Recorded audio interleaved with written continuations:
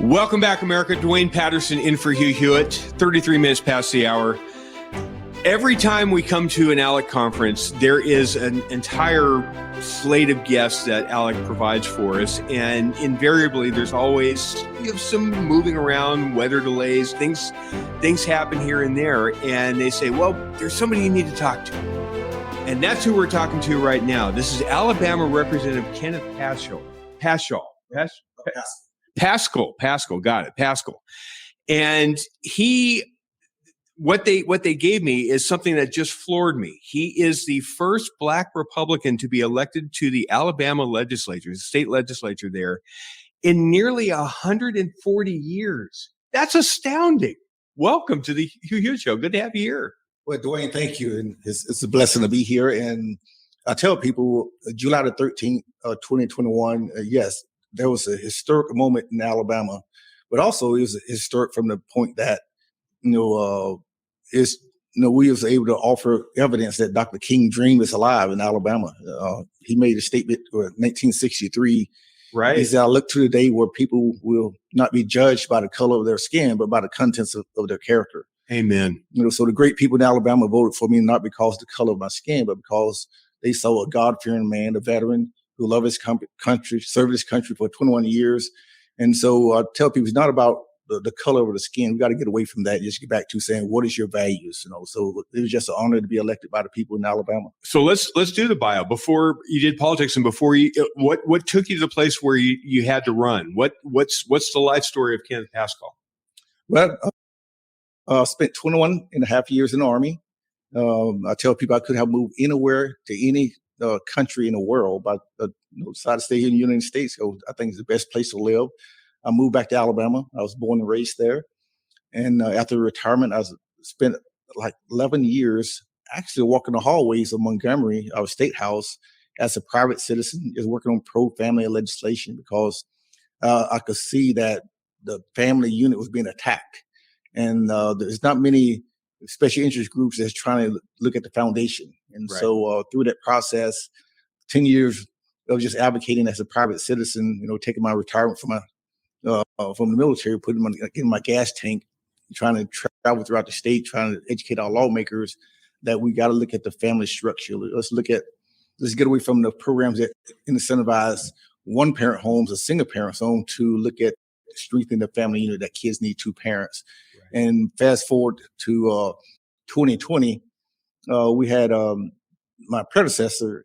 He ran for the appellate court judgeship. Okay, and his seat became vacant. And had several of my good friends, a lot of my veterans friends that said, you need to run for office. I like, you must be crazy. That is not for me. I said, I'm not sell my soul to the system. And they said, that's exactly why you need to run. You're exactly the type of person that needs to run because you're an activist and you know what needs to be fixed. You just need to go do it. Right. So even still after that, it took several weeks after praying, just getting 1% clarity. I said, well, I'm going to put all the pieces of the puzzle on the table. If they connect, I'll run for office. Within 2 weeks, everything fell in place. We had 5 candidates in the primary, Republican primary, and the polls were showing country. And people said, why God and country? I said, for 2 reasons. One, you have to ask that question. Then the second reason is that's accountability. God, his word, country, our constitution. And I have to function inside those goalposts. And so sometimes elected officials that do not want to be accountable. They don't want to have accountability. So I put out there early, God and country, that's who I am. That's what I stand for. And so that's what the people elected me based on just loving our country, loving the Lord, and actually being active, involved in my community. Okay. So how did ALEC find you how did you find ALEC? How did that happen?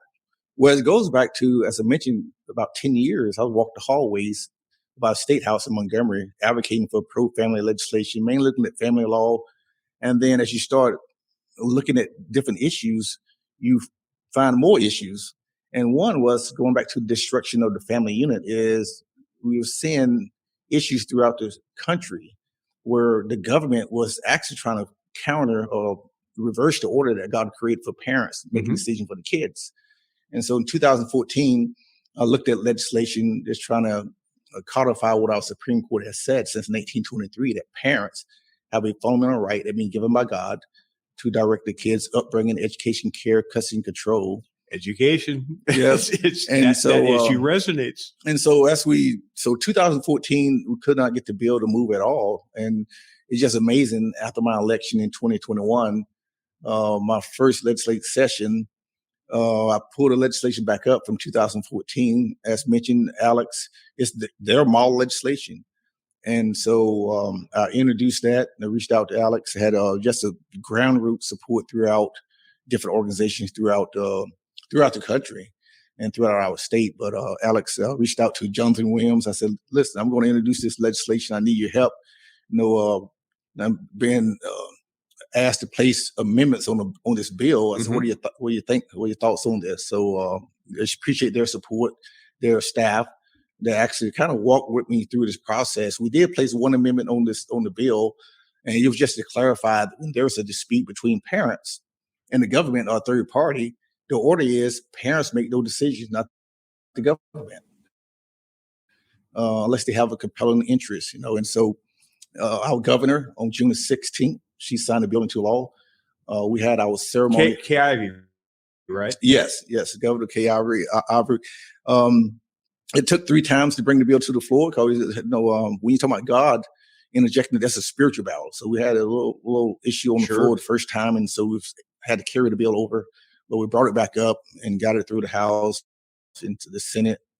Just passed the Senate, no problems, no issues, and just great and honored to have organizations such as ALEC that can help facilitate draft, conservative legislation. And I want to highlight this bill is not about Republicans or Democrats. No. This bill is strictly about saying parents they're the first educators. We've been mentally conditioned to think that the government or public schools or the teachers is the first educators, but no, parents is the first educators of our kids. And that's my bill. You just qualify that in black and white code of Alabama. Lee, this is tremendous. He's in office for 2 years and gets an ESA bill through Alabama with the help of ALEC. I mean, that's exactly what this whole thing's all about, right? It's power to the people and power to the parents. We want to play a clip for you.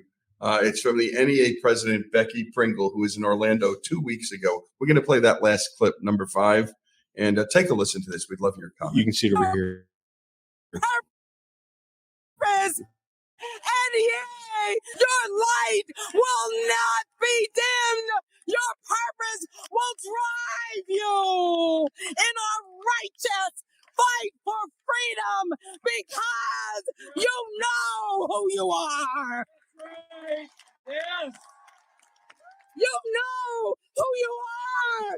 You are the NEA. Our mission is clear. We will advocate for the rights of education professionals, and we will change this world for our students with that inner fire burning. We will never bend. We will never be broken because we are the NEA, and we will always do what we must to be worthy of our students. Thank you, NEA, for all you do every day for our babies and for our colleagues and for your states and for this country.